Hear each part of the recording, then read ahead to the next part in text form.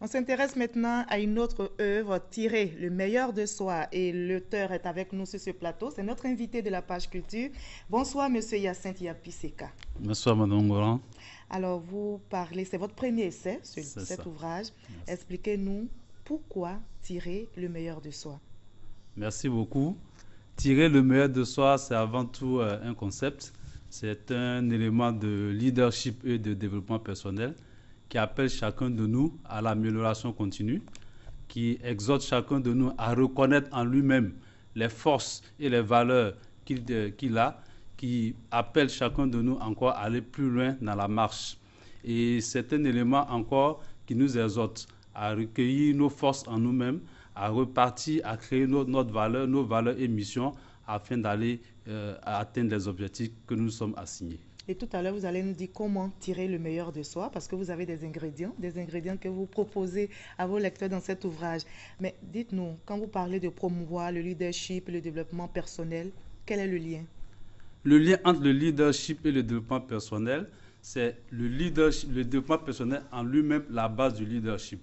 Un leader, c'est quelqu'un qui a un impact sur un groupe et qui les amène à atteindre un objectif, une vision. Alors que la personne qui impacte les autres doit avoir les valeurs en elle-même. C'est en cela qu'à chaque instant, la personne la plus importante devient le leader qui à chaque instant doit se réinventer, doit créer des valeurs, doit aller avoir le courage, déterminer la vision et toujours avoir cet impact sur son groupe, sur sa société, sur sa communauté et sur tout son environnement. À qui s'adresse cet ouvrage quand on vous suit finalement? Est-ce seulement aux leaders, aux managers?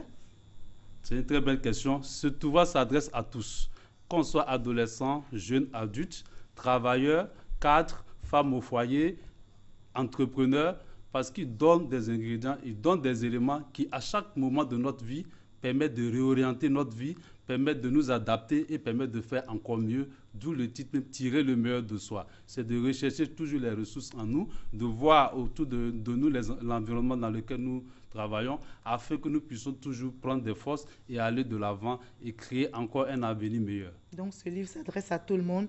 On a une consoeur, Sita Soro, elle s'est intéressée à votre ouvrage. On va suivre ensemble son résumé et poursuivre notre entretien.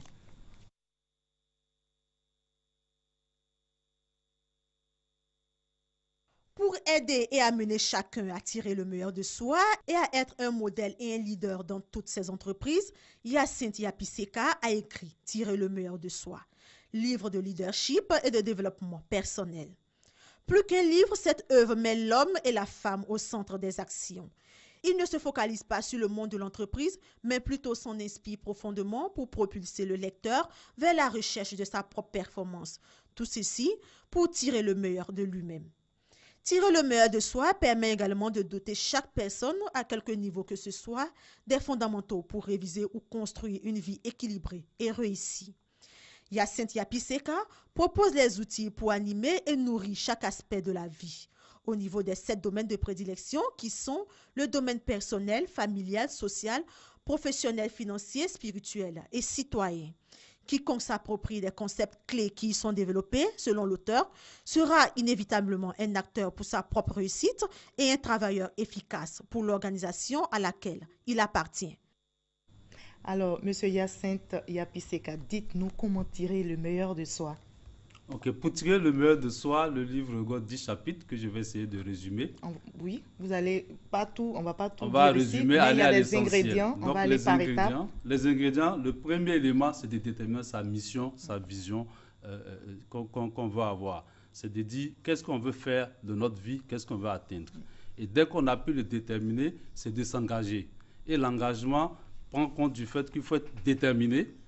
Je dis toujours que nous sommes toujours engagés dans différents domaines, que ce soit en entreprise, dans différents éléments. Quel est notre engagement pour notre propre vie? Que voulons-nous faire de notre vie? Qu'est-ce que nous déterminons nous-mêmes? Donc, une sorte de vision. La vision, donc on a déterminé la vision.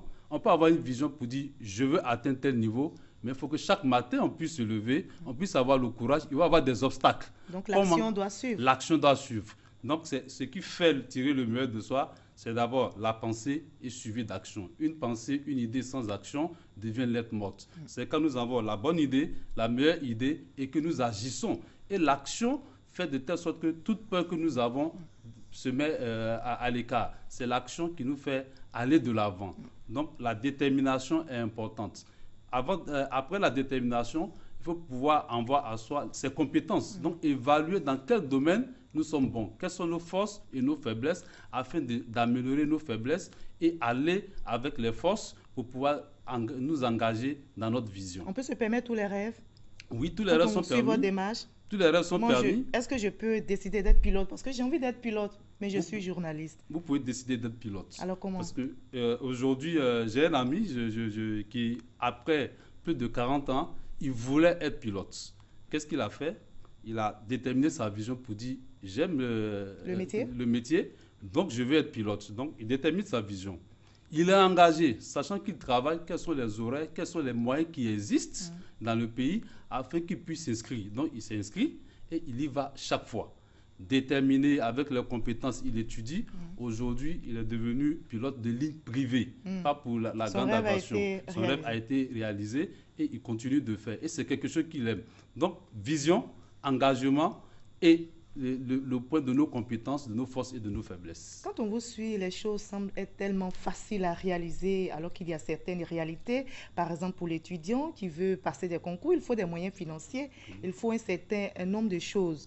On va aller de façon pratique. Dans votre ouvrage, vous parlez de vivre à 360 degrés dans plusieurs domaines. C'est ça. On commence d'abord par l'étape familiale, professionnelle.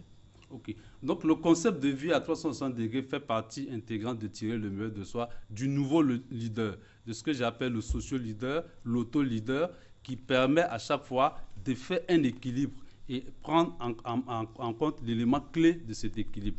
Donc, le premier l'élément personnel, c'est d'abord le leader lui-même. C'est d'abord la personne qui doit avoir toutes les qualités, qui doit avoir une meilleure santé, qui doit avoir une meilleure hygiène.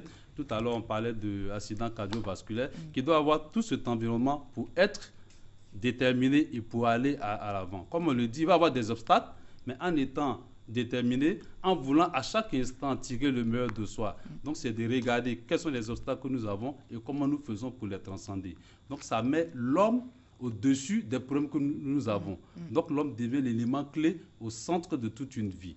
Donc, étant déterminé, ayant cette vision, on peut alors continuer. Donc, l'élément personnel. Après, on est d'une famille et on est appelé à créer une famille. Quel est notre leadership dans notre famille? Il ne s'agit pas d'être un leader dans son milieu de travail et avoir une famille qui est désintégrée. Donc, nous apportons ici encore l'élément de tirer le meilleur de soi dans la famille. Quel est notre rapport? Qu'est-ce que nous construisons comme avenir?